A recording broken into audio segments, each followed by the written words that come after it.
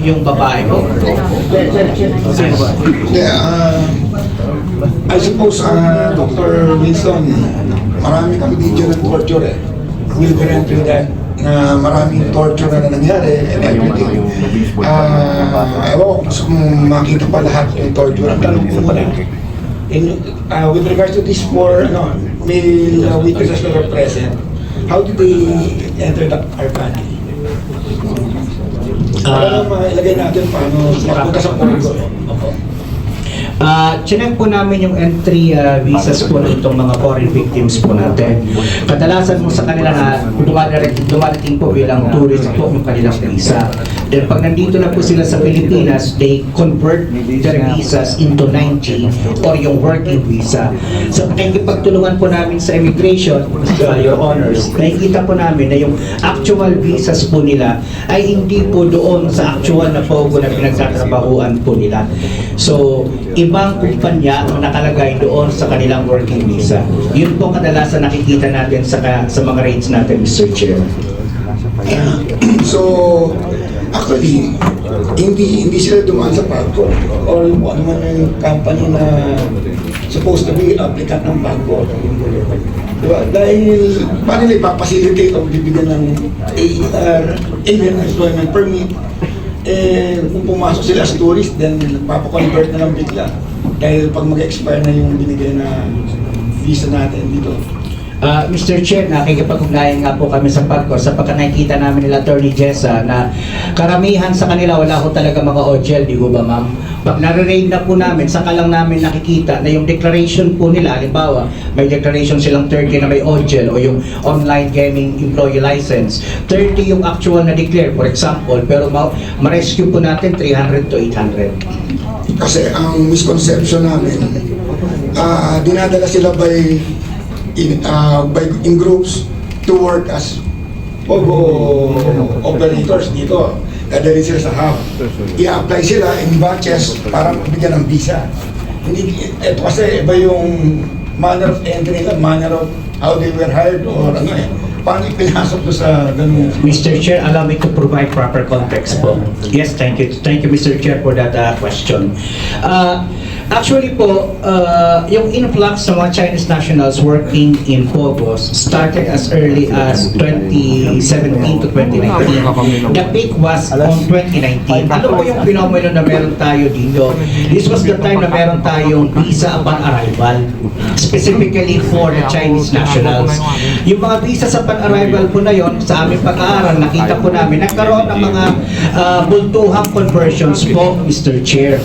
So, pasok po muna sila rito bilang mga turista, grupo-grupo po ang mga yan, pero later on, ang kanilang primary purpose po talaga, hindi maging turista, kundi pumasok po sa Pogo industry. Kaya lang, Mr. Chair, ang naging problema nga po, pag nandun na po sila, grupo-grupo kino-convert yung kanilang tourist visas into working visas, pero fraudulent po yung mga kumpanya na kung saan nakapangalan po yung mga working visas po na yon. So meaning to say, Mr. Chair, most of the people that we find working in Pogos have been here for a number of years. Kagabi nga po, may nakausap ako, 3, 5, 6, 7, 8, 10 years po sila sa Pilipinas na. Okay.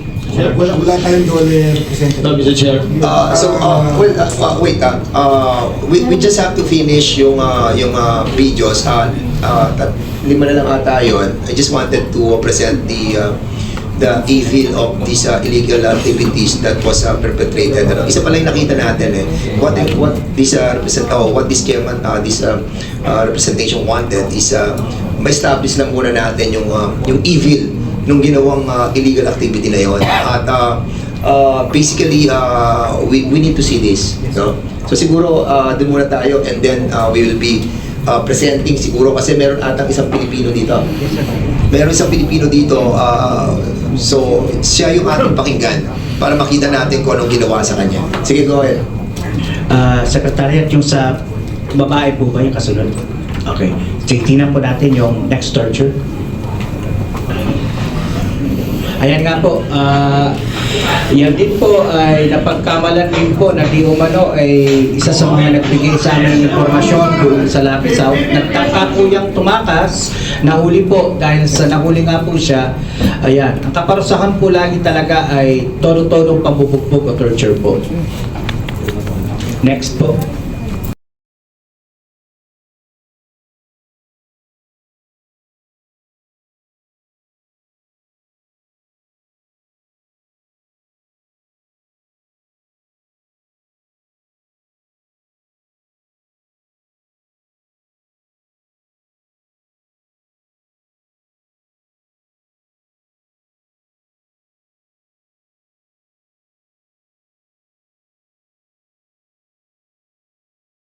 Ayan po yung unang bahagi ng video kanina ng babaeng pinagtatatadyakan. Yan po yung nakatakas, nahuli, at ayan po yung kanyang inabot dahil sa tumakas po siya. Mr. Chair, Okay, Mr. Pancho. pwede paki-request na i-translate yung sinasabi ng nananakit. Siguro si Dylan. Dylan, can you kindly translate kung sinasabi ng Kaya kailangan pasuin din kita. Tsaka sino yung nagtitake po ng video na paano nakuna ng picture yun and nakita po natin ngayon? Yung sa mayroon ko kuryente. Pag-take note lang. Yung ano nga yung ratio. Shall we proceed, Your Honor? Oh, hindi. Meron pa atang, meron pa ba? Yung kinukuryente dyan. Meron mga kinukuryente. Yung kinukuryente po. Opo. We beg the indulgence of the committee members about this one.